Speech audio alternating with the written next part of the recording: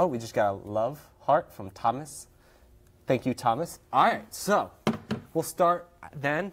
We're going to go over a few things today, like the title says. And we're always looking for gifts for fellow filmmakers, and a lot of times we don't know what to get them. So we thought we'd go over a few of those items that every filmmaker loves to have.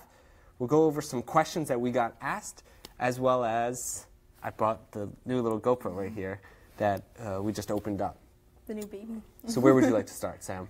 Where do we want to start? Let's start with the gifts. Gifts. All right. So a lot of times people ask us, what should I get a filmmaker? Now, it's really hard to answer that without knowing what people have and what cameras they have. So we have a few items that most always need, but the first is our trusty gaff tape.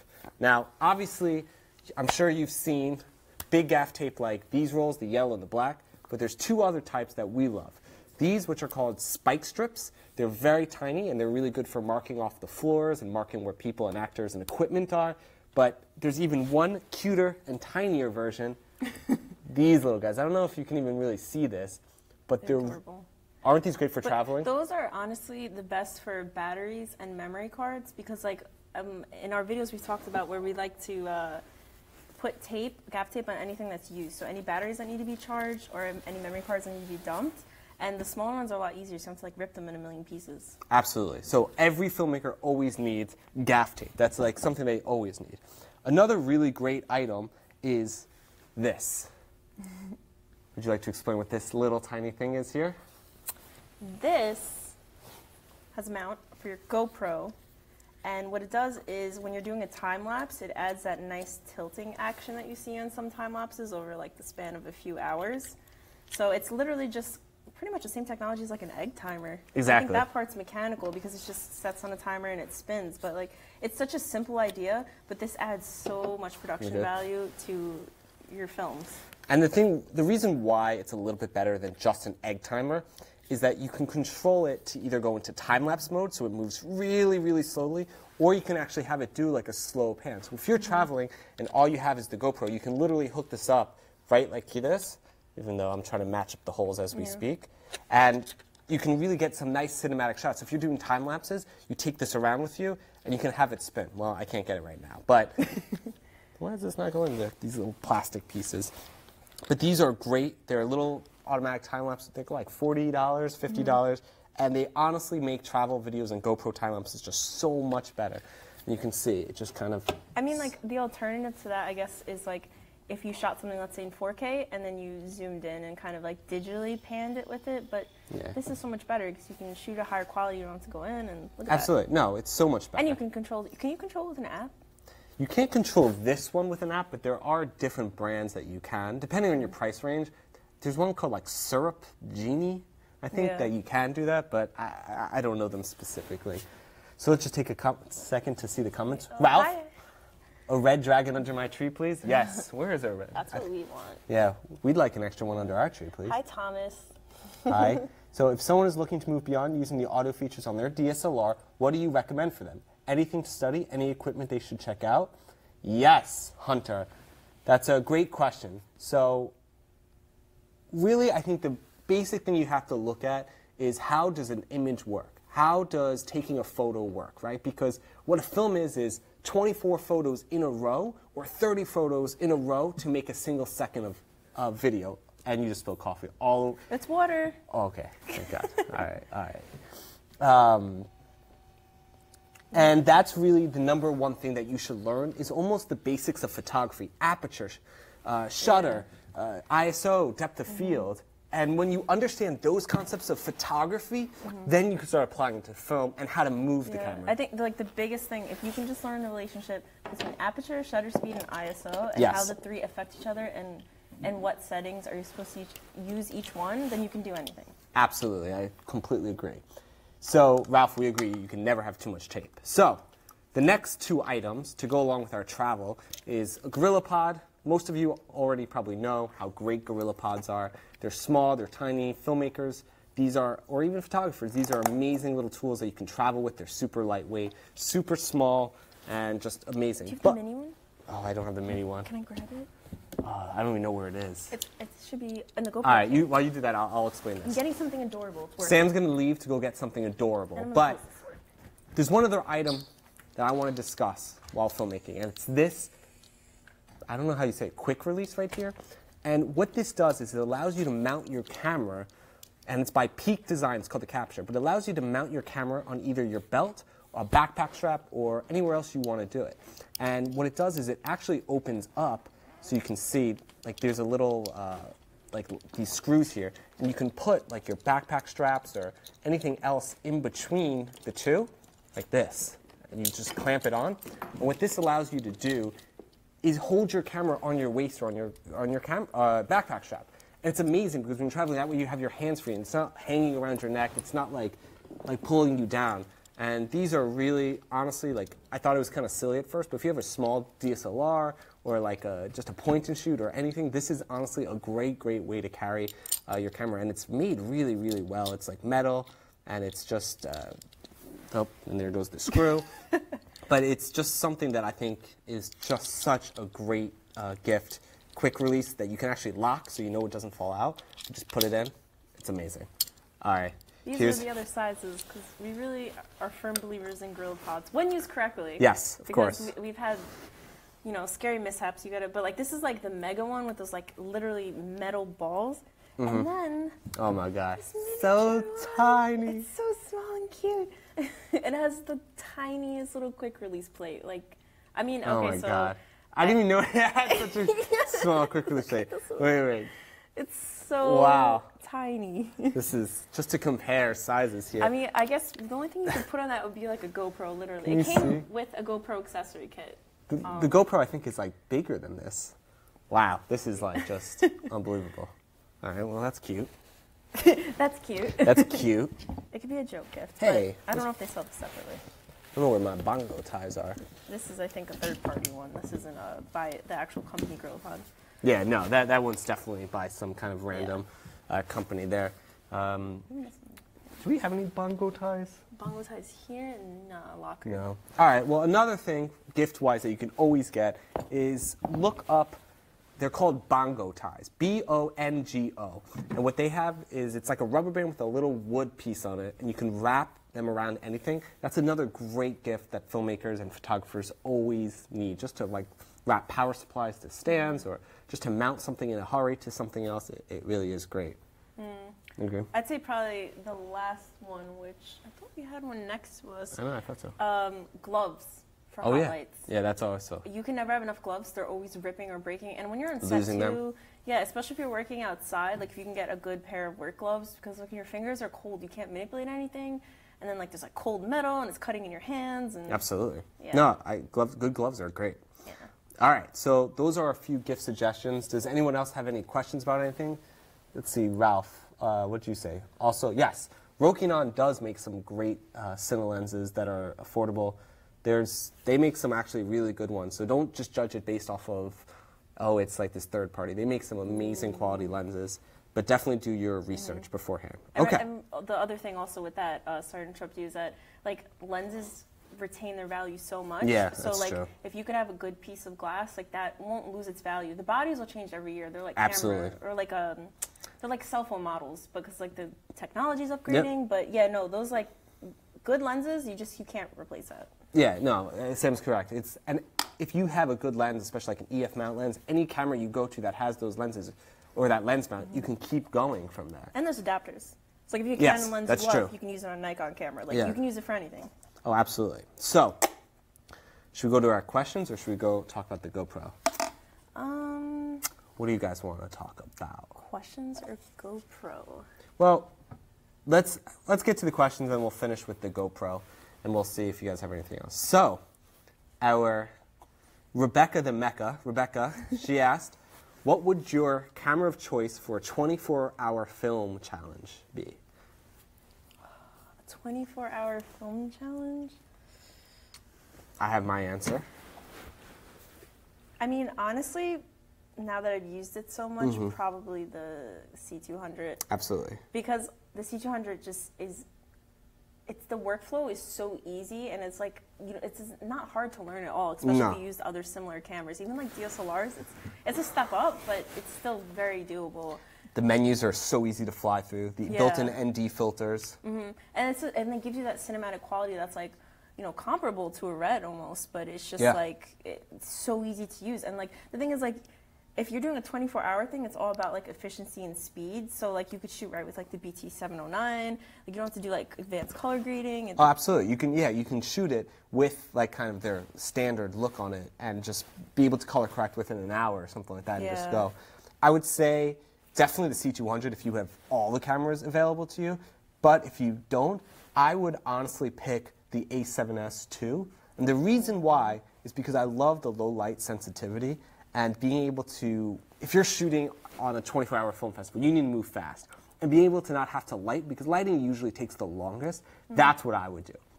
So I would definitely use like something that has good low light capability, so you're not trying to like spend 4 hours lighting a scene and then you have like 10 seconds to shoot it. Like you can just literally bump up the ISO to 10,000 and have like a full kind of like exposure. And then I think like the standard answer also for this question, the bottom line is like, if you have the choice between renting a camera you've never used and like your camera that you're very comfortable with, I'd probably shoot with what you're comfortable with because you have 24 hours. So absolutely, and like it's so Sam is so right. It's about moving fast, and the biggest thing I could say, just as a side note to any 24-hour film festival, is if you can find somebody that can edit while you're shooting, that's the best thing. So you shoot some scenes, you give it to them, they start editing it, you can see what's working, what's not working.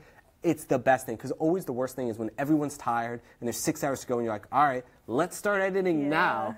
Yeah, that's like, sit down and start this fresh edit. Yeah, because I'm going to feel awake and move really fast now. That's the worst. So honestly, if you could find someone to like start editing like an hour or two into it, just start giving them media and they just start cutting it, that's like the best. So another question we had on Facebook before we go to Twitter was, what was it? Oh my gosh, my app is going crazy. It was, if a camera could camera, what was it? Do you remember the tongue twister that was? Oh, I have it.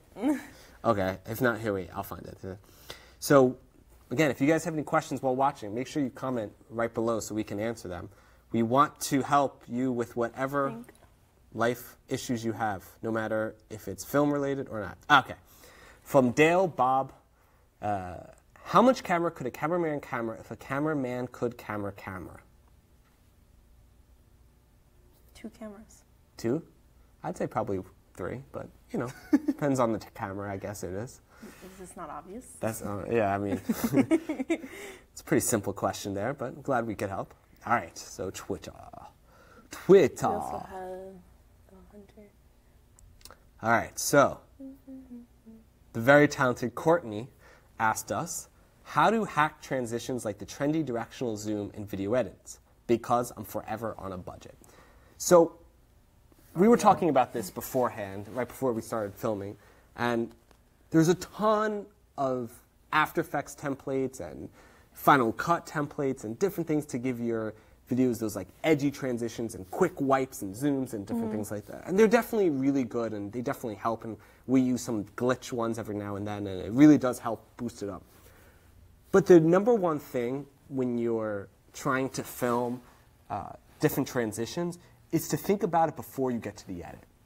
So the biggest one is what the question was about the zoom transitions. Really, you got to think about it in 2 shots.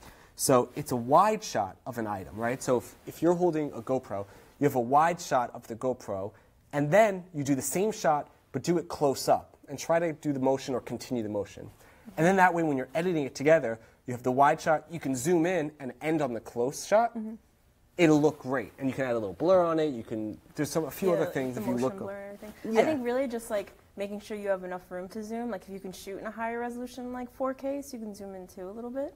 Yeah, I mean, definitely that helps. To have a little space, and also just like nailing that match cut, like you said. Exactly. So that's the most important thing. And like Sam was saying with 4K is, when you're editing them, the second clip that you're going to zoom into, the close-up shot, make sure that one's shot in 4K, only because that way you can reframe it a little bit. You can literally reframe it to match. So what you do is you lower the opacity on the clips, so you can literally like match them up on your timeline until they're exactly, the cameras are lined up, and then what you do is you just do like a little digital zoom. And if you search YouTube, there's so many different like tutorials to show you how to do that.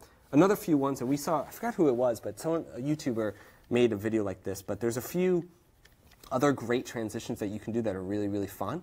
And it just takes some planning while you're filming. Because again, after you film, it's harder to do it. Yeah. But one is the camera cover. So between scenes, just cover the camera. And then when you're at your next scene, put your hand from the camera, come back. And it's a really fun way to kind of like cut in between things. So it's like you go like this and you come back. Right. Or and that's easy, so you just cut on the hand. But whip pans. Yep, here you want to show a whip.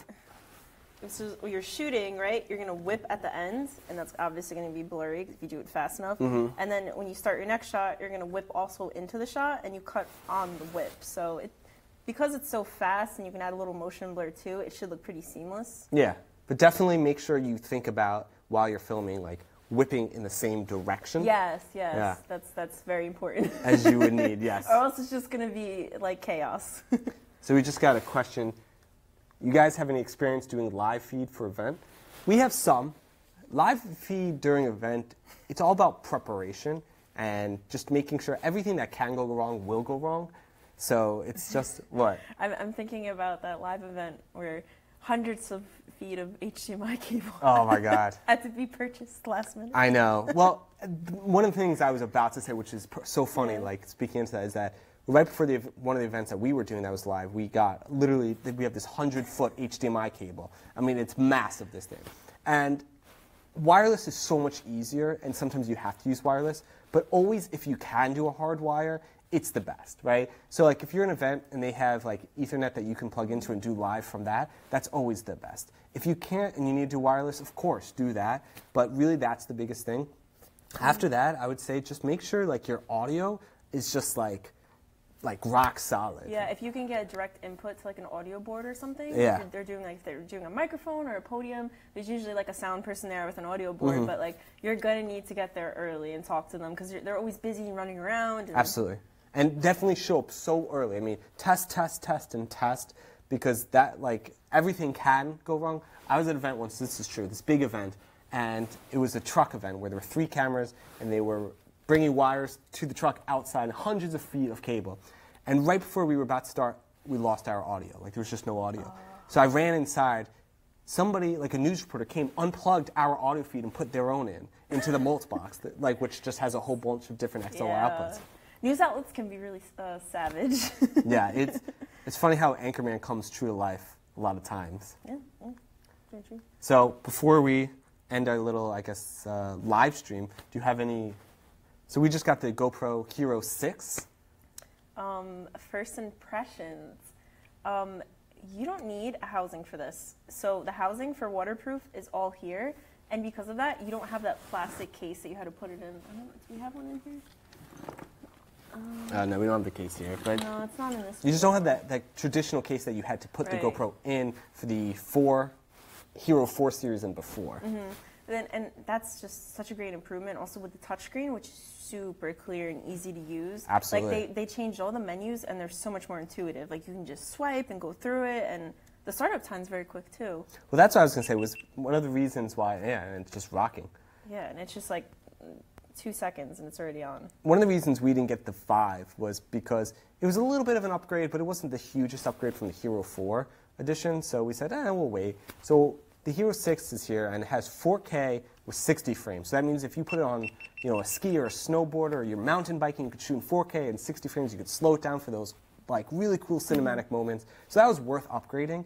And even though the GoPro quality is, it says it's a little bit better. It's not like a million times better, but the biggest thing I'd say that I've noticed so far is how fast it is. So fast to turn on, so fast to move around the menus, so fast to just operate it. Now, I'm not sure about how this all affects the battery life, and I'm sure someone did like a 45-minute full-length review about the GoPro 6, but it's definitely the menus, the startup time, and the 4K at 60. I'm really excited about it. Initial impressions, we're very excited. So we still have to test it out in the field, but yeah, I think it's a really promising camera. I just like the difference of 4K and 60p and 1080 60p. I think is going to be. Yeah, absolutely. Because I feel like to me, I will use a GoPro in situations where something action is happening, where you need to mount a camera in some kind of like really cool location. Again, mountain biking, skiing, demolition, fire, I don't know, what else, water. And like, it's like capturing those moments. So it's like, oh my God, like something exploded or a fish came by. You want to be able to stop, slow it down, and like actually get to capture the moment. I'm excited. It does 120 FPS, right? And 1920? Does it? Oh, I don't know. It does, I'm sure it does. It might go to a higher frame rate, 1920, over 60. I don't know offhand, but yeah, so it's exciting camera. It's, how long's it been out now? Since the summer, It's right? been out for a few months. I think it's going to be a big holiday gift this year, though, honestly, for a lot of people. Absolutely. It's a great holiday gift because everybody can use a GoPro. I mean, it's just so much fun. It's so easy to use. It really is just a great gift because it's just fun. I mean, you have to buy extra batteries for it, but like that's it. Like a memory card, extra batteries, then you're good. You just rock it everywhere. So no, I mean, I'm liking it so far. The last thing, by the way, just to go back to our holiday gift ideas, I forgot to mention before, is this Peak Design capture I know we talked about. And it's a quick release where you put on your belt, your backpack strap, you can travel with it really easily. But also, we don't have the base for this, but this is part of the Kessler quick release system. I've always been a really big fan of the Kessler quick release system, and they just make some amazing stuff. The reason why we use quick releases, and we've made tons of videos about it, is that when we want to take the camera from on top of our tripod to the slider, or we want to switch cameras out, we don't have to take off the plate. We literally leave the plates on the cameras, and we just put them on whatever device we're using. Right. And in addition to that, a lot of the ones that we've used, they now have a system that has little legs on the bottom of it, so you can set down your heavy cameras. I was just about to say, on our C200 right now, which is filming this, we have basically a Kessler plate that we keep on the camera permanently, pretty much, and it has those feet, so when you put it on a table, it's so sturdy, and it's just like so nice to put it down and not worry about it toppling over, especially because the C200 is kind of like absolutely, yeah, vertically heavy. on most like plates like this, it would just fall over. So the fact that it's a little wider and has little legs on it is amazing. So we got one more question. It's hard to get GoPro footage similar like the GoPro website footage. It is hard. Yeah. And there's a lot of things from color correcting. But one of the things, and we haven't experimented too much with GoPro footage in this, but I really want to try, and a lot of professionals do, is they buy from a company called Polar Pro ND filters. Because when there's a lot of light outside, the GoPro has a fixed aperture, I'm pretty sure. And so the shutter has to be really, really, really high to be able to compensate for all that sunlight. So when you put an ND filter, and again, Polar Pro makes these, and it literally just snaps onto the front of the GoPro, it reduces the light, which means the shutter speed can be lower, which means your images should have a more cinematic look. And that should actually really, really, really help it achieve more of their like website look, as you say, and more professional. I think it's also the fact that, you know, the professional GoPro videos, they usually have everything on stabilizers too. Yes. Like I know they're pushing their Karma stabilizers a lot, which are the interchangeable stabilizers that can actually detach with the camera, kind of like the X5 and series with the DJI, and they can attach to their drone. Yeah. So that's pretty crazy. It's, you know, a big competitor to DJI, but... Absolutely. Uh-oh. I don't know if we froze or not. My face is making a great face right now, though. When cameras freeze, they always freeze like that. Of course, it's just not on me. All right, well, I don't even know if we're still broadcasting then, because this is... Oh, did we record on C200 to throw this up? No, man. We should record it on that so we can throw it up to YouTube later. I was going to, but then I was like, oh, wait, we don't have to do that for live. But I didn't even think of that. Yeah, because then we have... There's got to be a way to rip this. Oh, absolutely. I'm sure it'll look like shit, though. But. Yeah, well, that was great. We should have... Are we still live? I don't even know. I don't know. Let's see. Oh, yeah, no, it says we're still live on Facebook. Oh, yeah. I can hear us talking about us. It's just... oh, good. We are live. Okay, I'm looking at ourselves on here. Okay. Dennis wrote, take on Crane 2. What does that mean? Take Crane 2. The Z1 Crane 2? Ralph says we are. Ralph confirmed. Thank you, Ralph. We appreciate your love, your support, your letting us know. Your validation, so we don't panic. When you say Crane 2, again, do you mean that handheld stabilizer? Because we'd love to take it on, if that's what you mean. All right, awesome. Oh, you can post your questions here. Well, thank you for all of you who have joined us for the last, 25 minutes. We appreciated talking with you today. This was fun. Hopefully we'll try and do this. Sam doesn't want to ever talk to anybody that follows us, so it's really tough, but, you know, we're going to try. These are the most words I say within the whole day. This is true. She saves all of her words for when we go live. I'll be silent for the rest of the week now. Beforehand, nothing. Then she says all of them, then she's done. We have nothing else to talk about Tiring. for the day.